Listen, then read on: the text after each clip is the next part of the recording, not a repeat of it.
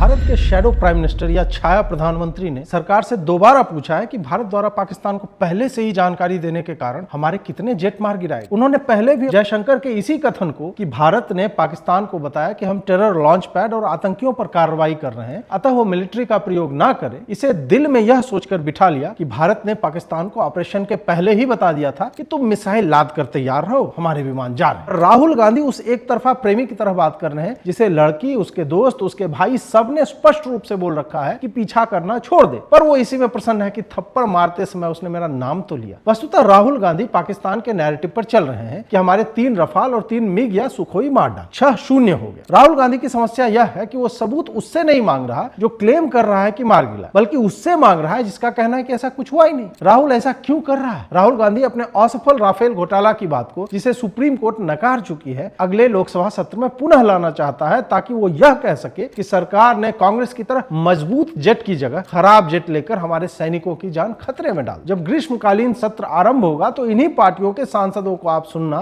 जो आज देश के साथ खड़े होने की डींग हाँक रहे हैं। ये देश के साथ केवल इस कारण खड़े दिख रहे हैं क्योंकि देश स्वयं ही सरकार के पीछे दृढ़ता से खड़ा है, अतः वह बकलोली का रिस्क ले नहीं सकते। जब ऑपरेशन सिंदूर का माह बीत जाएगा, ये सर्प अपने बिलों से बाहर आकर सरकार को सतपाल मलिक की तरह बताएंगे कि मोदी चाहता तो पहलगाम होता ही, उसने ही ये सब करवाया। राहुल गांधी को सेना, विमान, मिसाइल, आकाश ब्रह्मोस की बातें करते आपने नहीं देखा होगा। यदि किया भी तो वह औपचारिक व्यवस्था रही हो। जब देश की सेना ऑपरेशन सिंदूर में व्यस्त थी, राहुल खड़गे सरकार के साथ खड़े होने की बातें कर रहे थे। उसी समय कांग्रेस से संबद्ध हैंडल पाकिस्तानी प्रपंच चला रहे। पाकिस्तान ने जो भी खर्चा किया, चाहे वो पीपीटी बनाने में हो या फिर प्रेस कॉन्फ्रेंस, वो नहीं भी करते तो इंदिरा भवन से Pawan Khera pen drive courier करा। पाकिस्तान के मिसाइल वस्तुतः अब्दाली, गौरी या गजनवी नहीं है, बल्कि उनका नाम कांग्रेस राहुल आदि रख देना चाहिए। वो तो अच्छा है कि हमारी सेना के पास वास्को डिगामा की नाम गाइडेड गन नहीं है, वरना ऑपरेशन सिंदूर में जो टारगेट हमारे गाइडेड मिसाइल ने तबाह किए हैं, पता चलता कि मिसाइल में भारत विरोधी सीकर लगा है और वो जाकर इंदिरा भवन पे ही फट पड़ा। कांग्रेस के अनुसार युद्धपोत तो